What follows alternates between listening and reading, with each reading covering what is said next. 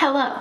If you're new here, my name is Shelly, and if you like talking about things like true crime, serial killers, conspiracy theories, and you also like to talk about makeup, then welcome home, darling. You have found the perfect place for you.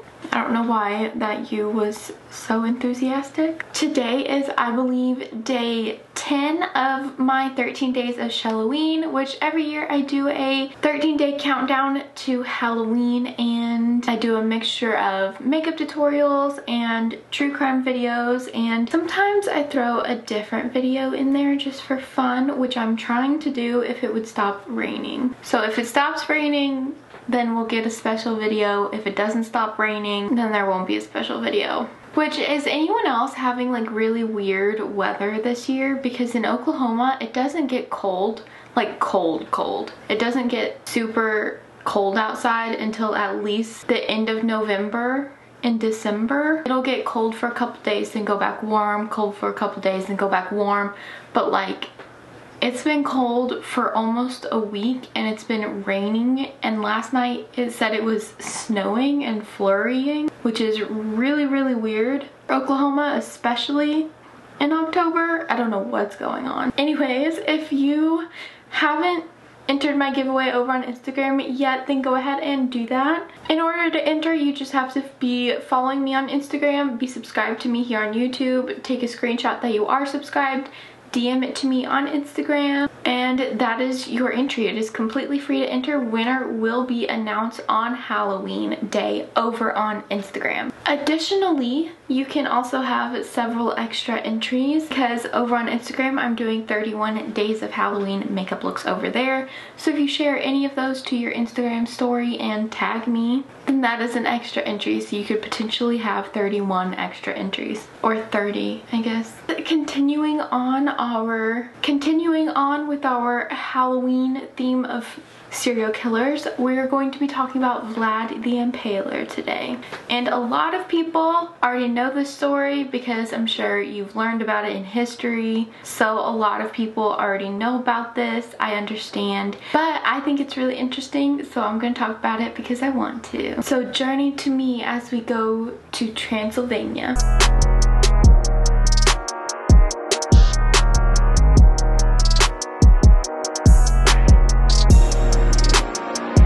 Before we get into it, as with any story that is super old, you guys have had this warning on videos from the early 1900s, so this is especially going to be true because this story is from the 1400s, and it's that all of the facts in old cases are a little bit iffy because over time they have changed. People have tried to make them sound a bit more intense than they actually are, so just kind of take all the facts with a grain of salt. But I mean, this guy was like known back then to be terrible, so maybe it is all true. Vlad and his family are from Romania, and in Romania they're from Transylvania, which honestly it's not 100% clear if Dracula, like the Dracula that we've all heard stories about, is actually based off of this guy, but everyone assumes it is. If it is based off of him, then it's definitely obvious, but if it's not based off of him, then I have no idea what else it would be based off of.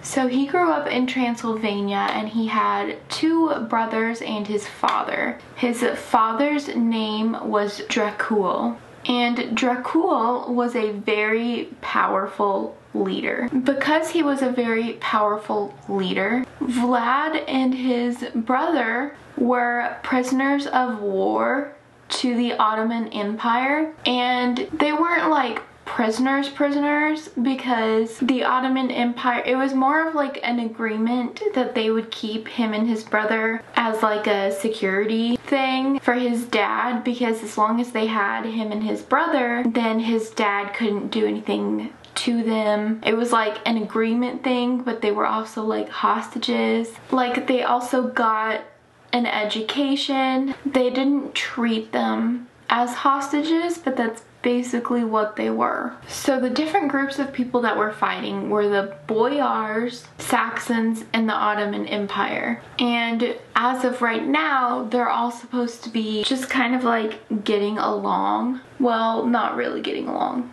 They were kind of in a war.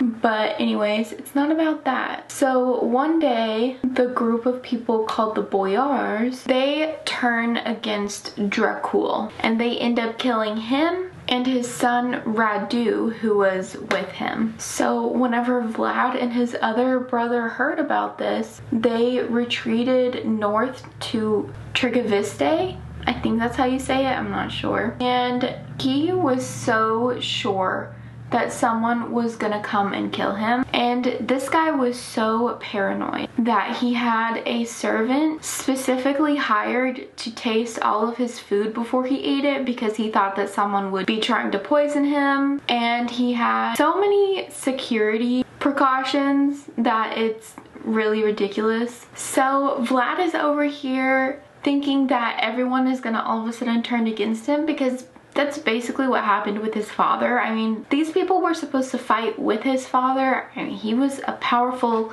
leader, and the people that he was leading just ended up killing him. You can see why Vlad was terrified. He had a big house, castle thing, whatever you want to call it, built, and around this structure he had like different layers of security that people had to go through. They had like spiked fences, but they were like tilted towards the building, so you could not climb them, and it was like super difficult to get in. There was only like one way in. He also had a huge watchtower, and it was 300 square feet, and his room was at the very top. That's where he would constantly watch outside to see if anyone was coming to kill him. So this guy was super paranoid that he was gonna die or be killed. I feel like this messed with his head a lot. So one day Vlad decides to throw a dinner party for the Boyars,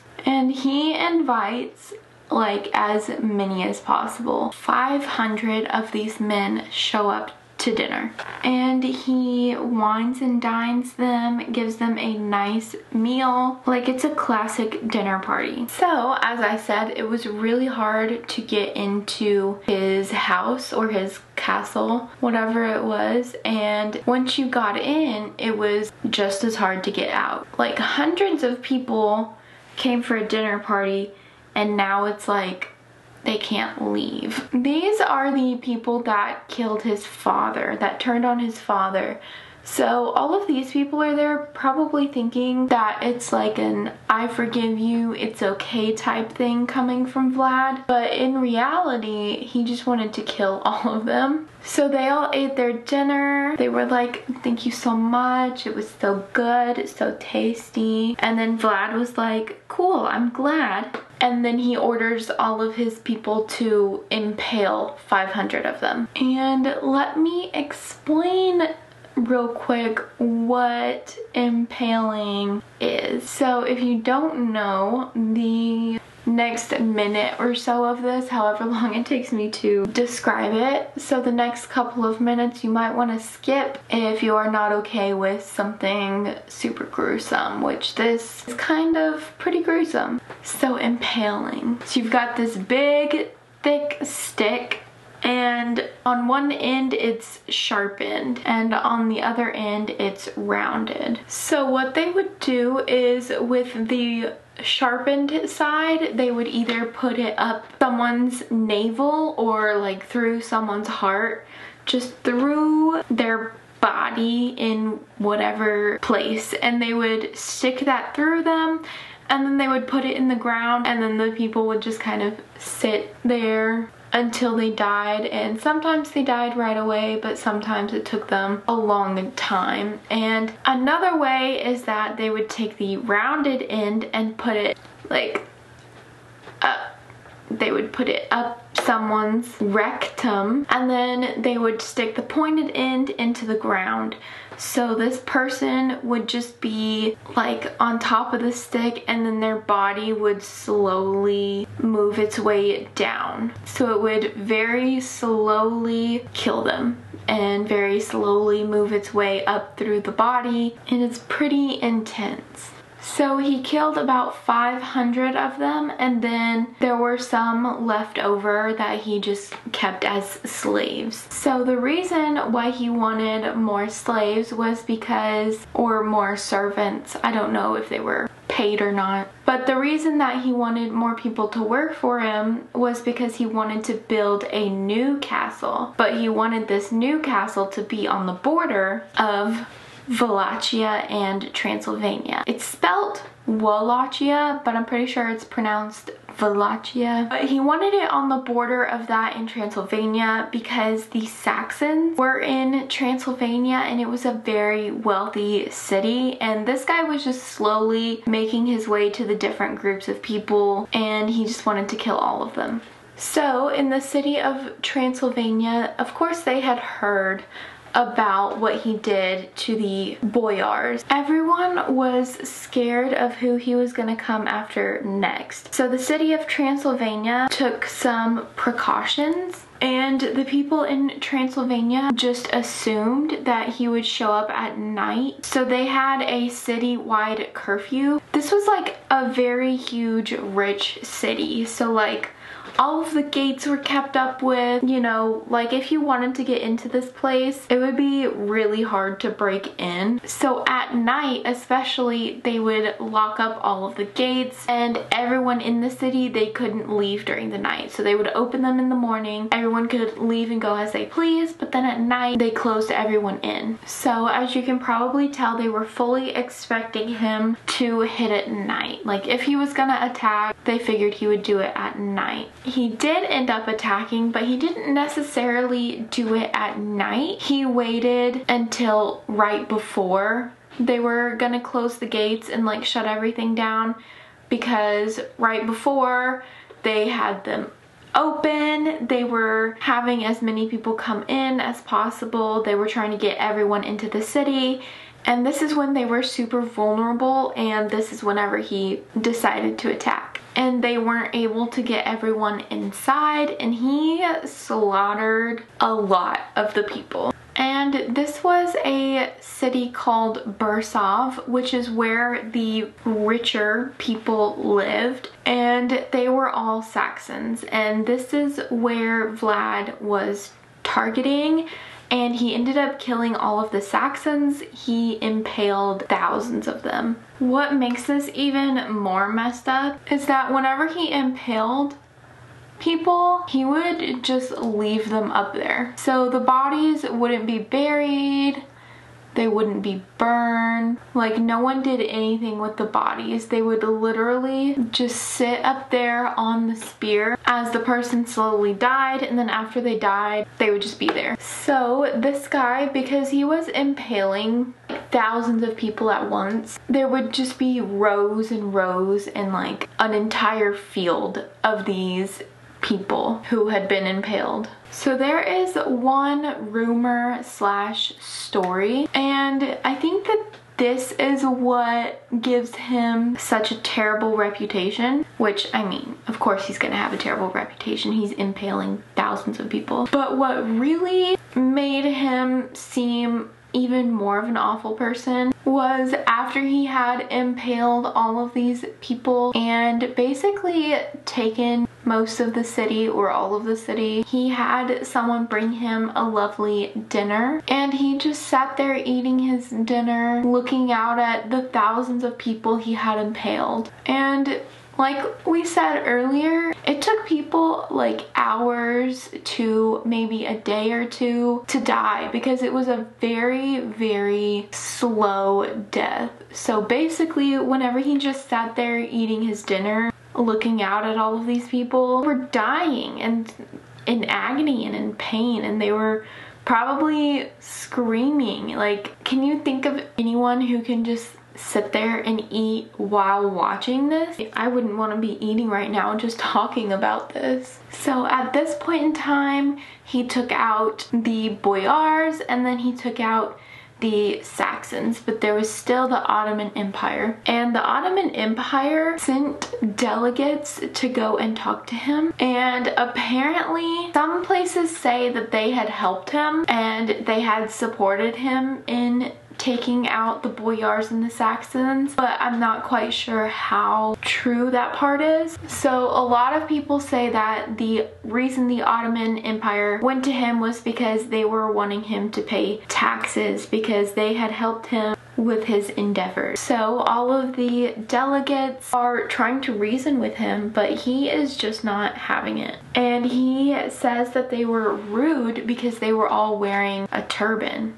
And he actually asks the delegates to remove their turbans when speaking to him because he said it was rude. And the people were like, no, because it was their tradition, it was their custom to wear them. They weren't just gonna take them off because some random person thought it was rude to wear them. Like, it was their religion, it was their custom. I mean, they wore these turbans all the time. And apparently Vlad had some anger issues because when they wouldn't remove their turbans, he said, fine, you don't want to take them off, then you're gonna wear them forever. And he nailed the turbans to their heads. Like, this guy literally took a hammer and a nail and nailed their turbans into their heads. And of course, because of this, the delegates died, and then whenever they died, he sent their heads to the Sultan. At this point, the Ottoman Empire is highly offended, as they should be, and they invade Vlad.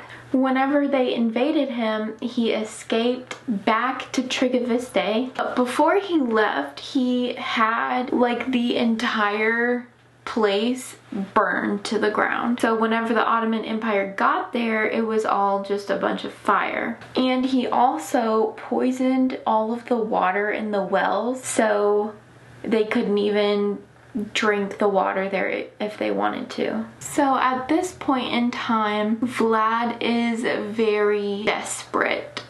So he asks a bunch of other Christian kingdoms for help in fighting the Ottoman Empire. And he even sent one of the kingdoms 23,887 noses that he had cut off of his victims. There was a sultan named Mahmed sent by one of the groups or by one of the kingdoms that he was asking for help from, so he was sent to negotiate or to see what's up. And whenever he got there, he ended up just turning around and leaving because he saw 20,000 dead bodies that had been impaled. And apparently at some point he dressed up in Turkish clothing and set a sultan's tent on fire, like in the middle of the night. I don't know, I feel like at this point he's just doing whatever he wants, killing, hurting people all the time. So things were not looking very good for Vlad and his people or his family. And his wife actually ended up jumping from their castle into the river and killing herself because she didn't want to be captured and tortured. And Vlad's philosophy was to always fight and never surrender. So things looked terrible for him at this point, but he was not gonna surrender. He was not gonna stop fighting. At this point, Vlad is thinking the only choice that he has is to flee. So Vlad flees his castle and flees his home, but as he's leaving, he puts the horseshoes, you know, like the U-shaped horseshoes, he puts them on the bottom of his horse's foot as a normal person would, but he makes them face the other way. If they try to follow his tracks, it looks like he's going the opposite way than they actually went. And this worked apparently. It confused them enough to where he was able to escape. And whenever he escaped, the Ottomans turned on each other and they started fighting each other. and the Sultan bailed and everything just basically fell apart. So some places say that he ended up living in Transylvania for 10 years and then eventually he wanted his land back, so he went and fought for it, and then maybe he died in battle. And other places say that Hungary, like the country Hungary, imprisoned him for 14 years, and then whenever the Hungarians had to fight against the Ottoman Empire, they made him fight on their side, and that whenever he died in the battle, they cut off his head and they sent it to the Sultan of the Ottoman Empire, and then the Sultan had it impaled. I guess had it like out on display for everyone to see. So we don't really have like a definite ending on Vlad the Impaler. So we might not know exactly how this guy died, but we do know that he was a very troubled man. He did so many terrible things besides impaling people. He set up a whole feast for a bunch of beggars, and then whenever all of the beggars came and ate, he locked them inside and then set the whole place on fire. So that was his idea of how to get rid of poverty, I guess. I don't know. He did so many messed up things, and there are a lot of stories, and I'm guessing some of them aren't true, but I mean, he was terrible enough to have these rumors started. So I did mention earlier that his father's name was Dracul. His name, Dracul, could be translated into devil or a bunch of other nasty things. Vlad eventually wanted people to start calling him Dracula, and Dracula literally translated means son of Dracul, but you could also translate that to meaning son of the devil. So that just goes to show you like another reason why Dracula should be based off of this guy, because if it's not based off of this guy who's from Transylvania and calls himself Dracula and impales people, then I don't know who it would be based off of. There were a couple of rumors that Vlad or Dracula also drank the blood of his enemies, but that's not like 100% confirmed anywhere or anything. So I hope that you enjoyed today's video all about Vlad the Vampire. I hope that you like today's look. It is very vampy. I went vampy to the extreme because we were talking about vampires. There's so much lip gloss on my teeth. Don't forget to let me know down below what you think about Vlad. I always like to know people's opinions on the people that I talk about. Or as always, if you have anything to add to the story, definitely do that down below. As usual, if you're curious about any products that I used, everything will be linked down below in the description box. Don't forget to give this video a big thumbs up because I like it when you like it, and also hit the button down below to subscribe. Become a part of the family. We're a bunch of people who like to look really beautiful and talk about things that can get really ugly, and Vlad is about as ugly as it gets.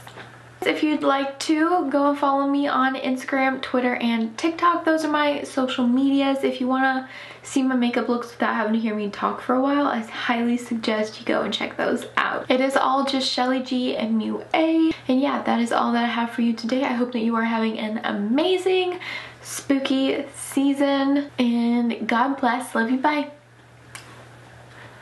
Bye. Watch out for Vlad.